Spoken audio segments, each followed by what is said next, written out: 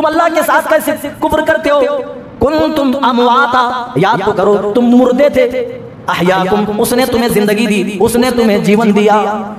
सुम्मा युमीतुकुम, फिर वो तुम्हें मौत देगा। सुम्मा युहयीकुम, फिर तुम्हें वो कयामत के दिन दोबारा उठाएगा। सुम्मा इलैहि तुरजाऊन, और जब कयामत के दिन उठ खड़े होंगे तो उसी की तरफ उठ करके पलट करके तुम्हें जाना होगा।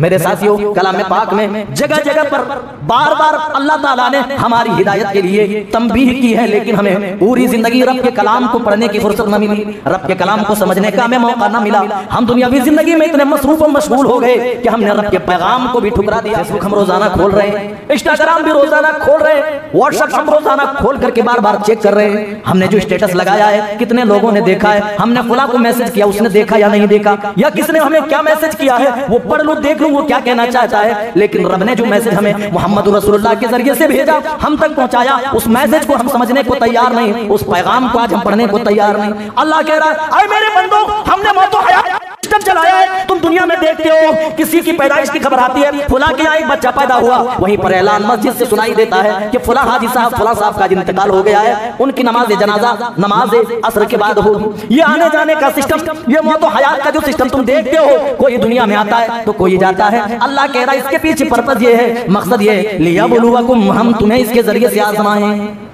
तुम्हारा एग्जाम ले, अय्युकुम अहसनु अमला, तुम कैसे अमल करते हो, ये अल्लाह जांचना चाहता है, ये परखना चाहता है। कान यरजू लिक़ा रब्बिही फलयअमल अमलन सालिहा, जो शख्स अपने रब से मिलने की तवक्को और रब से मिलने की उम्मीद रखे, फमन कान यरजू लिक़ा रब्बिही, जिसको अपने रब से मुलाकात की उम्मीद हो, फलयअमल अमलन सालिहा, उसे चाहिए कि इस रहती जिंदगी में वो अच्छे अमाल से अपने ईमान को मुज़य्यन कर ले, खुद को सजा ले, खुद को संवार ले दुनिया में अच्छे अमाल के साथ। वला युशरिक, दूसरी कंडीशन अब बताई जा रही है, वला युशरिक बिइबादति रब्बिही अहदा, और उस रब की इबादत में किसी को साझी व शरीक न बनाए, किसी को पार्टनर न बनाए।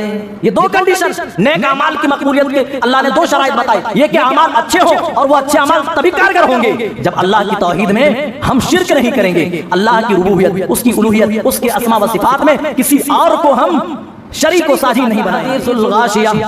क्या आपको ढांप लेने वाली क़यामत के बारे में खबर नहीं पहुंची है? क़यामत कैसी होगी जो हर चीज को ढांप लेगी। अल्लाह कह रहा है, हल अताका हदीसुल गाशिया, क्या उस ढांप लेने वाली क़यामत के बारे में आपको खबर नहीं पहुंची है? वजूह यौमइज़िन खाशिया, जिस दिन बहुत सारे चेहरे डरे हुए होंगे, सहमे हुए होंगे। किस लिए डरे हुए? अमल नहीं होंगे उनके पास। अल्लाह कह रहा आमाल होंगे, आमिलतुन नासिबा, इतने आमाल होंगे, वो आमाल कर करके थके हुए होंगे और उनकी थकावट के असरात उनकी पेशानियों पर नुमायां होंगे। आमिलतुन नासिबा, उनकी पेशानियां बता रही होंगी कि बहुत मेहनत करके बंदा आया है।